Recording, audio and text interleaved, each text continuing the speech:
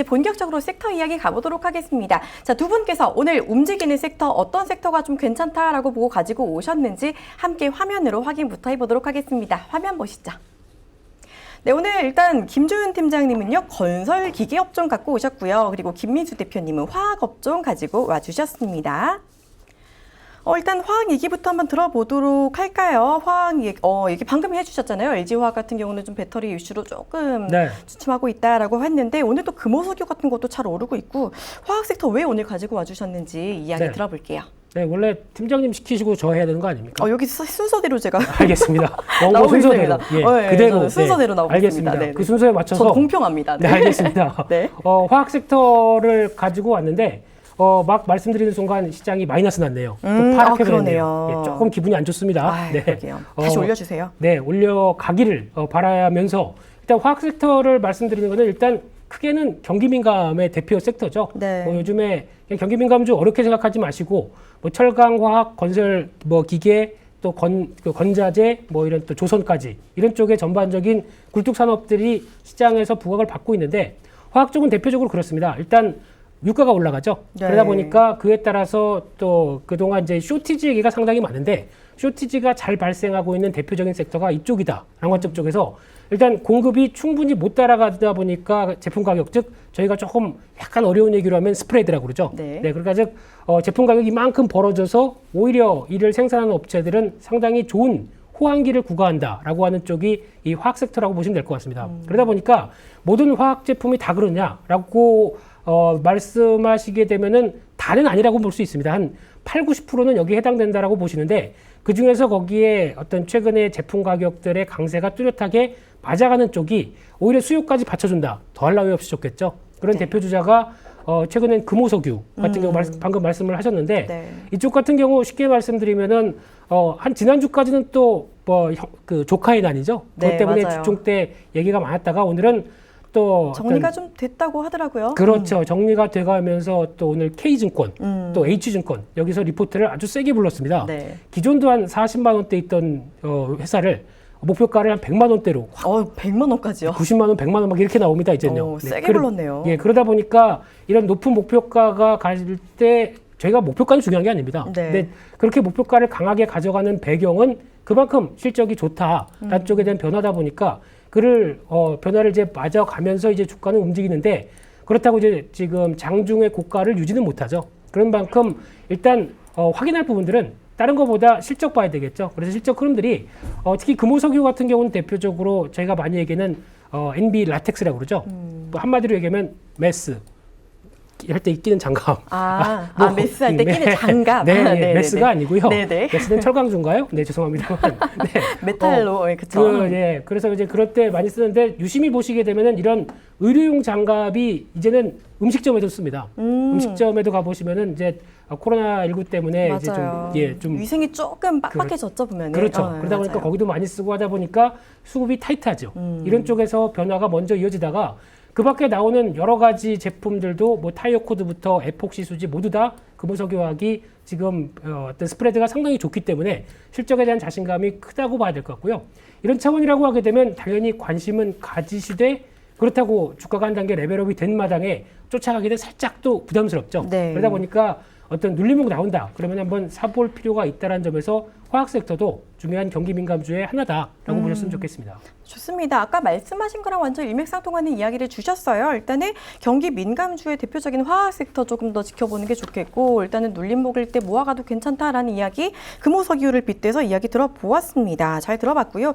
자, 우리 김주은 팀장님 같은 경우는 지금 건설 기계 업종을 딱 가지고 가셨어요. 오늘 진짜 제일 핫한 섹터 중에 하나인 것 같거든요. 또 좋은 이야기도 주말에 나왔었고 그렇죠? 네, 맞습니다. 일단 전체적으로 설명을 드리면 제가 이제 건설기계 섹터를 왜 주요 섹터로 오늘 보냐면 일단 처음에 말씀해 주셨던 것처럼 이제 바이든의 이제 4조 달러 인프라 투자 계획이 있잖아요. 근데 이제 31일 날에 피츠버그에서 이제 바이든이 이제 대국민 연설 같은 걸 하면서 이제 구체적인 내용들을 발표를 합니다. 그래서 이런 기대감을 인해서 이제 미국의 이제 관련된 건설기계 업종들이라든지 그런 업체들도 주가가 상당히 올랐고 우리나라도 역시 영향을 받았다고 볼 수 있는데 일단 오늘 시장 특징주 같은 경우에는 건설기계 쪽에서는 두산 인프라코도 있겠고요. 두산 중공업도 있고 그다음에 뭐 현대건설기계 이런 쪽도 있고, 그다음에 진성 TEC 같이 이제 건설 업종 자체가 건설기계 업종 자체가 같이 묶음을 해서 상승하는 것들이 많았습니다. 개별적으로 움직이는 주식들보다는 테마나 같이 종합돼서 비슷한 흐름을 보여주는 묶음으로 가는 주식들이 상당히 힘이 강하거든요. 네. 그래서 이 흐름이 하루에 만에 끝날 것이 아니라 앞으로도 지속적으로 좀 흐름이 나올 것이라고 생각이 들고, 그리고 무엇보다 이 인프라 투자의 비용이 4조 달러인데 이게 달러로 하니까 약간 감이 안 오실 수도 있겠지만 네. 우리나라 원으로 환산을 하면 약 4,500조가 됩니다. 아, 진짜 어마어마하네요, 진짜로. 네, 정말 많은 금액이죠. 네. 뭐 우리나라 한 해 예산에 뭐 몇 배, 몇십 배를 뛰어넘는 수준인 건데, 사실 뭐 우리나라 입장에서는 뭐 돈을 그렇게 찍어낼 수도 없고 하니까 4,500조라는 금액이 사실 와닿지는 않는데, 네. 그만큼 미국에서 이 인프라 투자 이런 거에 엄청나게 좀 열을 올리고 바이든 행정부의 핵심 공약 중에 하나이기 때문에 관련 업종에 좀 주목하시는 게 좋을 것 같습니다. 좋습니다. 안 그래도 지금 미국에서 중국을 되게 의식하는 것 같기도 해요. 보니까 옛날에 중국에서 그렇게 SOC 투자하는 거를 1대1로라고 해가지고 엄청 대대적으로 했었는데, 바이든 대통령이 그걸 좀 의식을 해가지고 미국판 1대1로를 만들겠다 막 이런 식으로 얘기가 나오고 있잖아요. 네. 그러면 이 건설이랑 기계 쪽은 이제 오늘 단기적인 게 아니라 어쨌든 간에 미국의 정책 관련주니까 조금 더 장기적으로도 계속 수혜를 받을 수 있을 거다라고 보시는 걸까요?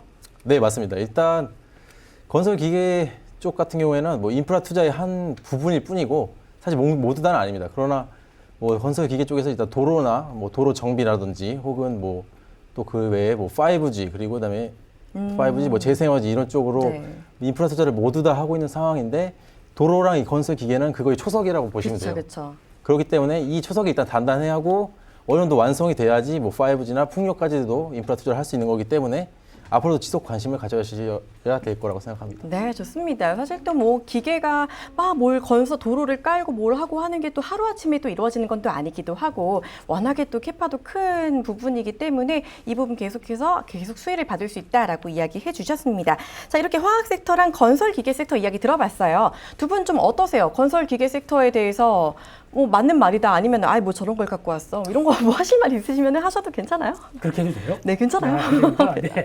근데 진짜 좋은 얘기 해주셨고요. 네네네. 또 그냥 경기민감 쪽에 중요한 맞아요. 또 섹터다 보니까. 근데 여기서 좀 잠깐 하나 짚고 네. 넘어가 될 부분들은 아마 제가 보기에는 이제 31일이죠. 네. 내일 모레 정도 이제 바이든 대통령이 발표를 할 때, 그때는 재료가 노출되는 관점 쪽에서 약간 흔들릴 것 같습니다. 그러면 그때 또 최근에 많이 올랐죠. 네. 그러다 보니까 지금 신규로 따라가시는 분들은 여기서 따라가시면 안 될 것 같고요. 그 부분까지 보셨다가 거기서 이제 차익 매물 나와서 어느 정도 잠깐 주춤할 때, 그때 또 이번 주 금요일이 어떤 부활절로 휴장이지 않습니까? 네, 맞아요. 그럼 이제 그런 모멘텀이 약간 둔화될 때 그때 사시는 게 좋지 않을까. 그래서 타이밍은 살짝 또 보면서 대응하는 게 좋겠다고 그냥 제 뇌피셜입니다. 네, 이상입니다. 뭐 괜찮긴 하지만 어쨌든 간에 단기적으로 흔들릴 수 있다라고 지금 반박 살짝 하셨는데 뭐 동의하세요? 네, 맞는 맞는 말인 것 같아요. 맞습니다. 맞습니다. 어쨌든 간에 뭐 장기적으로 우리 팀장님은 이제 테마주도 잘하시고 중소형주도 잘하시고 대형주도 잘하시니까 일단 이거는 장기적으로 계속해서 살아있는 섹터다라고 가지고 오셨기 때문에, 단기적인 3월 31일에 이제 바이든 대통령이 이 정책을 발표를 하게 되니까 그때는 다 잠깐 흔들릴 수 있고, 오히려 그때 그럼 저가 매수세를 들어갈 수 있는 타이밍으로 삼는 게 만약에 흔들린다면 좋다라고 정리해도 될까요? 네, 그렇게 정리하셔도 상관은 없을 것 같고요. 네. 뭐 좀 더 안전하게 한다고 하면 당연히 분할 매수를 통해서 그렇죠. 말씀하신 것처럼 뭐 눌림을 받았을 때 일부 매수를 하고, 또 이제 현금 비중을 남겨둠으로써 뭐 추가적으로 또 만약에 매수할 수 있는 구간이 또 내려온다면 그때 또 매수를 하시고, 이런 식으로 안전하게 잡아가시면 될 것이라고 생각합니다. 네, 분할 매수. 이제 종목이 점점 궁금해지는데 그 전에 한 번 더 뭐 태클 기회를 드릴게요. 화학 섹터, 뭐 화학을 갖고 왔냐. 사실 뭐 많이 오른 거 금요 석유도 마찬가지긴 하고. 좀 할 말 있으시면 하셔도 괜찮습니다. 화학 쪽도 되게 저도 좋다고 생각하고 있기 때문에 네. 뭐 이렇게 딱히 드릴 말씀은 없는 것 같고, 예상했던 다만 이제 반응이긴 해요. 조금 이제 만약에 한다고 하면은 네. 좀 화학을 좀 세부적인 업종이 많으니까 좀 구분해서 이제 소재나 맞아요. 부품 쪽으로 가면 더 좋지 않을까, 저는 이렇게 생각해봤습니다. 맞습니다. 이제 화학이 또 이제 배터리 쪽으로 분류되는 종목들도 많이 있고 하다 보니까 뭐 소재나 이쪽으로 조금 더 약간 좁혀가지고 옥석 가르기를 해야겠다라는 이야기까지 이렇게 얘기를 해주셨어요. 자, 두 분 훈훈한 이야기 잘 들어봤고요. 화학과 이제 기계 건설 섹터에서 이제 탑픽주를 하나씩 뽑아보도록 하겠습니다. 자, 먼저 우리 김민수 대표님, 네. 화학 섹터 이야기를 해주셨는데 있는데 이 중에서 그러면은 지금 매수 가능하다 아니면 앞으로 계속 더 제일 많이 오를 수 있다라는 종목 하나 꼽아 주신다면요? 네, 가만 지켜보니까 이제 붙이시는 걸 좋아하시네요. 이제 서로 싸움을 붙이시려고 하는데. 기대하고 있어요. 앞으로 네. 계속 붙일 거예요. 네, 알겠습니다. 끌려가겠습니다. 네, 좋아요. 그 중에서 이제 화학 섹터 쪽에서 종목을 하나 찾으라고 그래서 그냥 어렵지 않게 그냥 딱 하나 생각나는 게 SKC입니다. SKC요. 네, 이 회사 같은 경우는 일단 며칠 전 보니까 거래 정지됐던데 왜 이런 걸 추천해? 라고 할 수도 있으시겠는데 네. 그때 나왔던 얘기는 이제 최신원 회장 관련된 얘기인데요. 그때는 벌써 한 10년 전 정도 더 된 얘기다 보니까 그게 이 회사의 펀더멘탈에 전혀 이상이 없을 것이다 라고 생각하고 있고요. 특히 이제 SKC는 쉽게 말씀드리면 화학업체입니다. 예전부터 화학 쪽에 본업을 갖고 있는데 대표적인 뭐 폴리우레탄 원료, 폴리우레탄이 또 신발 같은 데도 많이 쓰죠. 요즘엔 밑창 이제 푹신푹신하게 네. 만드는 이런 쪽도 많이 쓰고 있고요. 게다가 뭐 PET 필름 이런 전반적인 화학 쪽이 호재인데 더 중요한 거는 동박이죠. 특히 SKC 하게 되면 최근에 떠오르는 게 동박인데 네. 2차 전지 쪽이 위축됐다고 동박마저 위축될까요? 전혀 아닙니다. 동박은 지금 올해 들어서면서부터 또 다른 쇼티지가 나오는 대표적인 섹터고요. 게다가 만약에 폭스바겐이 이제 내가 내재화한다라고 해서 우리도 이제 유럽 쪽에서 배터리를 키우겠습니다 한다고 하더라도 이런 소재 쪽 특히 먼저 진입해서 어느 정도 효율화가 되고 있는 상황들은 오히려 기회겠죠. 더 많이 유럽 쪽에 들어갈 수 있는 기회가 높다. 그럼 당연히 더 호재겠죠. 그러다 보니까 동박 쪽은 아마 뭐 일진 머티리얼즈도 마찬가지겠지만 계속 관심 있게 보는 게 맞겠다라는 생각으로 대응하셨으면 좋겠고요. 그중에 하나 SKC도 그런 상황들인데 여기다 또 추가로 플러스 알파가 되는 게 최근에 또 친환경 하지 않습니까? 친환경 하게 되면은 요즘 이제 앵커님 이제 물 마시고 쓰는 이제 플라스틱 병 같은 경우, 네. 예, 페트병 같은 경우가 안 썩어서 문제죠 요즘에. 맞아요. 네, 이거를 썩게 하는, 그러니까 즉 생분해성 바이오 플라스틱이라고 그러죠. 이쪽이 이제 앞으로 대세가 될 겁니다. 또 그쪽을 잘 준비하는 회사가 어디냐라고 봤을 때 보통 이제 CJ 제일제당이나 롯데케미칼 그 중에 하나 나오는 회사가 SKC입니다. 네, 그쪽이 보통 이제 좀 길게 해도 되나요? 네, 그럼요. 네. 하고 싶은 말 다 하세요. 괜찮아요. 정말요? 네. 그러면 이제 오늘 문 잠그겠습니다. 네, 좋습니다.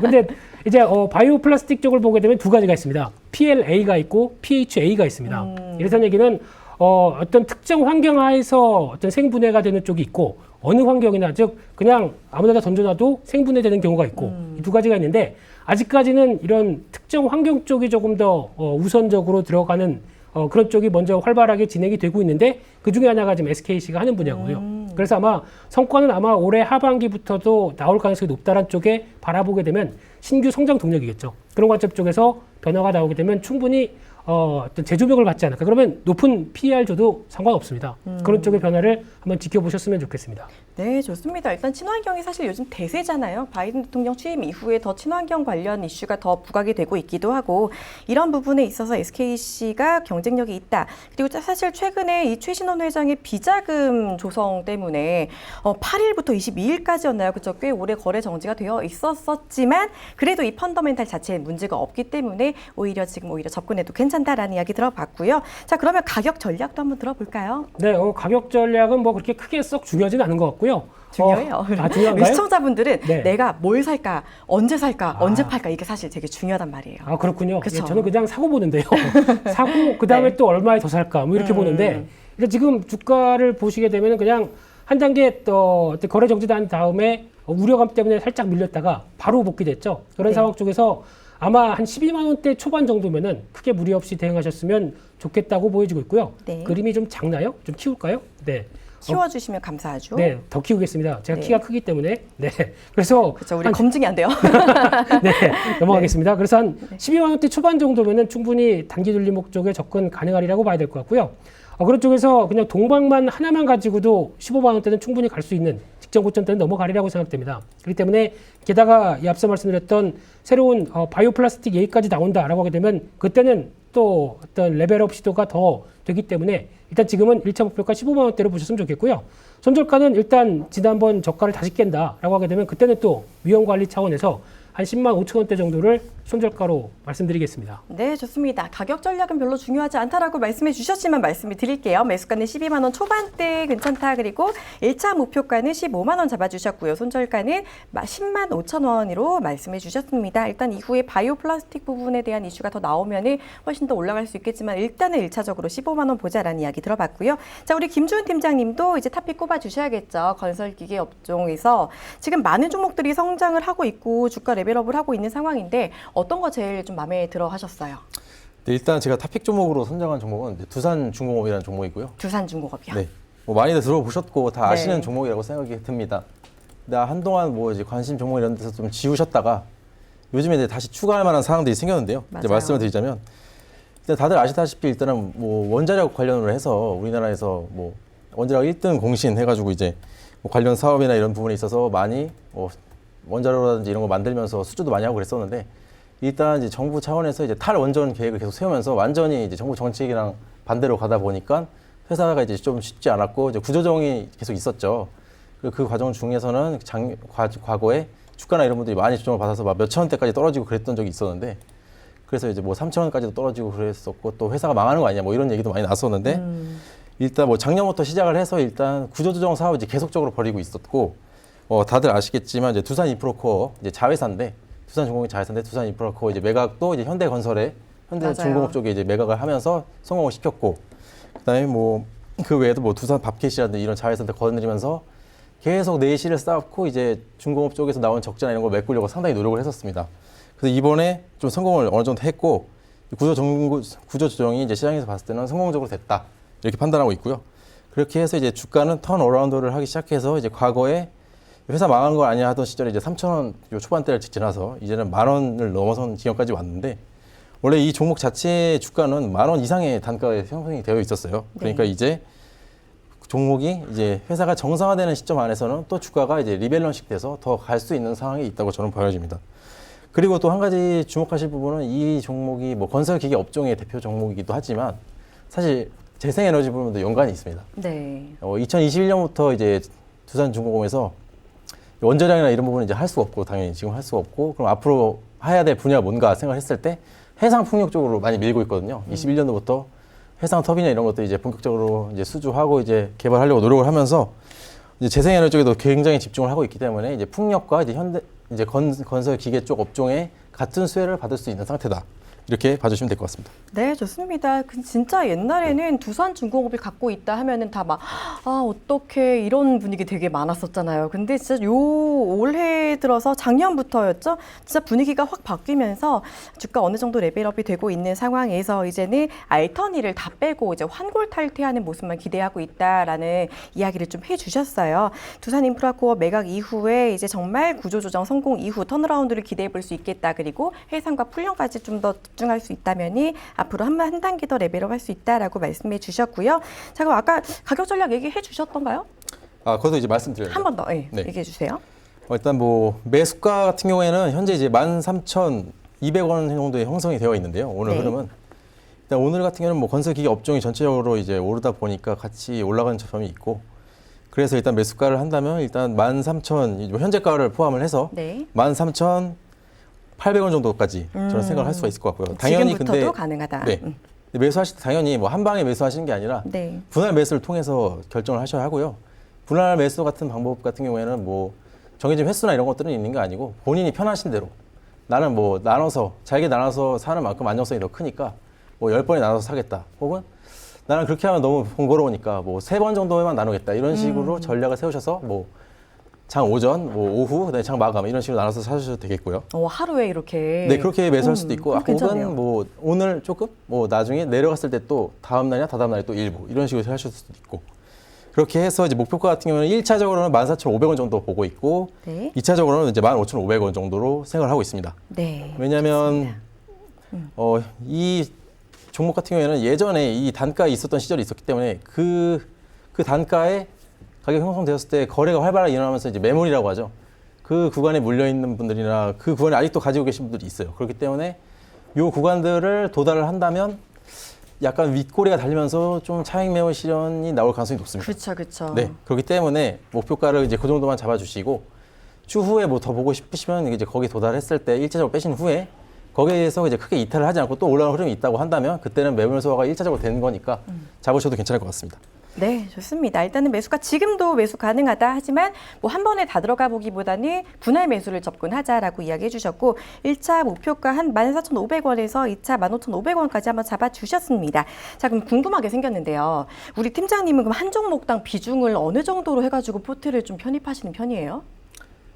저 같은 경우에는 비중을 뭐 딱 정해놓지는 않고 네. 제가 판단하는 장세에 따라서 뭐 현금 비중이랑 주식 비중을 좀 나누는 편인데 예를 들자면 뭐 작년 같은 뭐 이제 급격한 상승장이 왔었던 유동성에서 상승이 왔었던 시기에는 현금 비중을 뭐 10% 이하로 줄여진 적도 있었고요. 그러니까 이제 진짜요? 집중 투자를 하는 거죠. 집중 투자를 해서 한 적도 있었고 근데 요새 같은 경우에는 뭐 작년보다는 현금 비중이 뭐 30% 이렇게 40% 이렇게 유동적으로 가지고 있으면서 하루나 뭐 이틀 뭐 이런 식으로 계속 조정합니다. 조금씩. 그래서 이제 현금 비중은 그때 맞춰가는 편이다. 이렇게 그때 보시면 돼요. 다르다. 네. 그럼 우리 김인수 대표님께서 여쭤보면은 네. 혹시 뭐 포트 관리하실 때 뭐 네. 종목별로 이 정도 이상은 안 담는다. 약간 이런 철칙 같은 거 좀 있으실까요? 없습니다. 그냥 그냥 돈 되는 되면 대로. 다 합니다. 무조건 그냥 돈 아, 되겠다 진짜요? 싶으면 무조건 하고요. 그래도 막 비중 100% 이렇게 담진 않으실 거 아니에요? 거의 뭐 주식하는 입장 쪽에서 주식이 100%죠. 그러니까 주식 100%에서 이제 여러 가지 포트가 있다면은 네. 이제 만약에 오늘 이렇게 주신 종목들 있잖아요. 네. 오늘 두산중공업 주셨고 이제 SKC 주셨으니까 이게 만약에 내 포트에 있다 하면 어느 정도 차지하는 게 좋을까라는 게 이제 궁금해서. 최소한 20%는 담아가시는 게 좋다고 생각되고 있고요. 최소 20% 네. 정도는. 네, 그리고 특히 이제 뭐 보통 보면은 내가 주식한다 그러면은 주식이 100%입니다. 솔직히 뭐 현금 비중 뭐 10%, 뭐 30% 남기고 이런 것 아무리 얘기를 해봐야 그렇게 잘 못하시는 분들이 훨씬 많고요. 네. 특히 보통 보면은 부자가 되기 위해서는 집중 투자죠. 네, 그리고 맞아요. 부자가 유지되기 위해서는 그때 분산 투자가 맞습니다. 근데 지금 내가 한 단계